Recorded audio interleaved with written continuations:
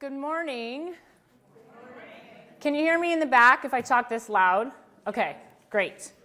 If for some reason that changes, which it won't, I kind of have a reputation for being louder than softer at home. But do let me know if you cease being able to hear me. I'm so appreciative of the invitation to be with you today. Many of you are familiar faces to me, many of you are not. And so I'm looking forward to the conversation that we're about to have. For those of you who've been in workshops with me before, I apologize in advance for the repeat material, but I think the conversation can continue to deepen regardless. So I'm really thrilled to be with you. I want to open the conversation this morning with two statements by Miss Rosa Parks, who I'm sure is a person with whom you are quite familiar. Though these statements may be less familiar to you. Here's the first statement, Miss Rosa Parks. Regardless of whether or not any one person may know what to do about segregation and oppression, it's better to protest than accept injustice. That was from 1971. The second statement is this. I'm in favor of any move to show we are dissatisfied. 1964. Rosa Parks was not talking about the power of nonviolent resistance in either of these statements. In the first statement, where she says, regardless of whether or not any one person may know what to do about segregation, it's better to protest than accept injustice, she was actually referring to the riots and rebellions in Detroit in 1967. In the second statement, I'm in favor of any move to show we are dissatisfied, she was reiterating her deep-seated belief in the right to self-defense. Now, right off the bat here, you may be having an intellectual double take. Really? The right to self-defense from the mother of the movement known for its philosophy of turning the other cheek? Support for Detroit citizens who were breaking glass and setting buildings on fire? Giving up on nonviolent resistance? Well, yes, in fact. This is a different Rosa Parks than the more myth-than-reality Parks we've held frozen in our national memory for decades, still sitting on a bus. Among other things little known about Parks is her complex take on the question of nonviolence. She held views that put her much closer to Malcolm X than to Martin Luther King Jr. So on self-defense, any move to show we are dissatisfied. And Parks did feel despair about Detroit, but only because the resistance there was more harmful to black neighborhoods than it was successful in breaking the grip of white supremacy's chokehold. Even still, she was clear that if that unrest, riots, and physical resistance was all the community had because of the strength of the white chokehold, then so be it. That kind of rebellion was better than no rebellion. And so she said, when asked, it's better to protest than accept injustice. And of course, the person asking was asking her to condemn the rioting in Detroit. She would not do so. I start with Parks' undertold story because of this moment that we're in today in the United States, because I think we're in a crisis moment. And I believe this moment compels us to ask some very hard questions about the stories we have long told ourselves, stories that have remained undertold, and the imperative that we begin telling and living different stories. Specifically, I want us to think about the story we've long told in our churches, especially in progressive and liberal, predominantly white congregations, about the civil rights movement. That story has left many such communities obsessed with racial reconciliation.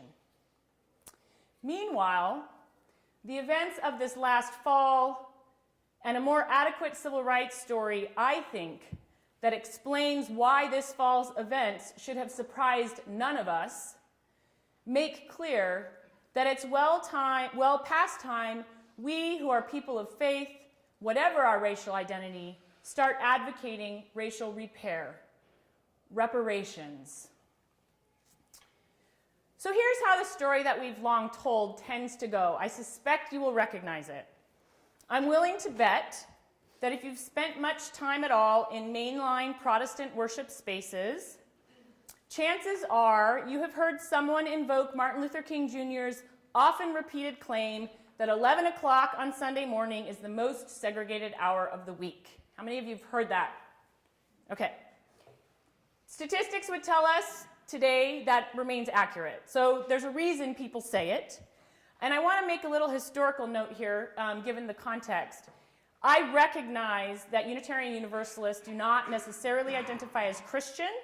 I recognize that within and among Unitarians we have atheist participants who are deeply committed to Unitarian Universalism. The history I'm going to talk about gets clunky in this way because the UUs were very involved in the history I'm going to share. So when I use the word Protestant, I am including the Unitarians. I'm not trying to overly Christianize this community. I recognize their differences, but the theological differences for the purpose of this conversation, I think, are not particularly significant. That's not to say it's not significant to the community, but I just want to sort of note that language. I'm aware of the different contexts, but the history is the same. The Unitarians were very much part of this Protestant context. So I want to set aside for a moment the conversation that would be worth having about the difference between separation and segregation. There's reasons to believe that King's statement back in the 1960s remains factually accurate today, that most churches in the United States are overwhelmingly comprised of one racial group. Many denominations, including the Unitarians, ask, why aren't we more racially diverse? What can we do about that? And now most mainline Protestant denominations have been explicitly naming diversity and inclusion as faith values for at least 2 decades, if not longer. So when this 11 o'clock adage is invoked, it's done so as a lament. If the premise of diversity and inclusion is that difference is to be celebrated and embraced, then such separated worship must mean that somehow we're resistant to difference. Or maybe we even hold negative views about those whose identities are distinct from our own. Racial separation must be evidence somehow of barriers and dislike and non-acceptance. Otherwise, those people would be here. Now, if racial separation or alienation might be a better word, if that's the problem, then the diagnosis for many progressive and liberal Protestant communities, rather logically, has been and come to be a very heavy emphasis on seeking and working for racial togetherness, interracial togetherness. In theological terms, a word that pops up a lot is reconciliation. This is more common among non-Unitarian Protestant communities, but it's a very theologically robust term. So in progressive spaces, we'll lift up metaphors about family, about brotherhood and sisterhood to describe who we are as human communities and what we want to be to one another regardless of differences. We emphasize inclusion and welcome and diversity and the beauty of the creation that we are called to love with all its difference. I call this posture the reconciliation paradigm.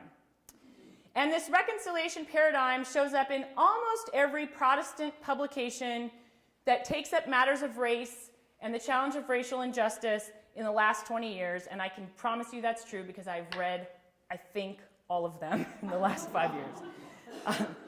I suspect you recognize it whether or not the word reconciliation resonates for you. So I want to ask you to try on 2 different thought experiments, and some of you have done these experiments with me in the workshops here. We aren't going to actually do it, but I'm just going to sort of lay them out to provoke your thinking. I would invite you to imagine that there's a congregation examining race and justice, and I ask each person in the room to identify 5 unique and positive characteristics they associate with their racial identity. In other words, to list racial characteristics that they would celebrate. By definition here, then, any characteristic that is affiliated with unjust privilege or dominance must be excluded from the list. I give the group some time to ponder, and then I invite folks to share their results. What do you think these might be? Having tried this repeatedly in many different spaces, I can tell you that more often than not, white people in the room experience profound discomfort with this exercise. Most will claim they could not identify anything unique and positive about their racial identity. Some will explain they tried to identify positive traits by way of their ethnic roots, Italian, Irish, etc. But in many cases, these roots will be admitted as so distant that they are no longer particularly meaningful. Overwhelmingly, the sentiment expressed will be confusion, perhaps even some distress and disarray.